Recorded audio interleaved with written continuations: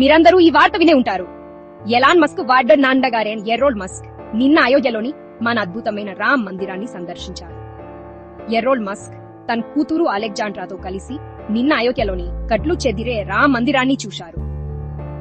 మన సాంప్రదాయ కుర్తా పైజామా వేసుకొని ఎర్రోల్ గారు చాలా సంతోషంగా కనిపించారు. ఈ పర్యటన అద్భుతం, నిజంగా అద్భుతం అన్నారు. అంతేకాదు, నేను చేసిన మంచి పనులలో ఇది ఒకటి అని కూడా అన్నారు. ఎర్రోల్ గారు అక్కడి గుడులను ప్రజలు మెచ్చుకున్నారు. గుడి నిర్మాణం ఎప్పుడు పూర్తవుతుందా అని ఎదురు చూస్తున్నాను. అది ప్రపంచ వింతలా ఉంటుందని కూడా అన్నారు.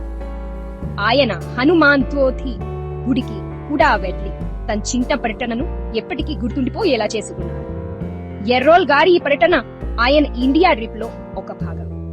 ఇక్కడ ఆయన సర్వోటెక్ కంపెనీతో కలిసి గ్రీన్ టెక్నాలజీని, ఈవీ ఛార్జింగ్ సౌకర్యాలను పెంచడానికి పనిచేస్తున్నారు.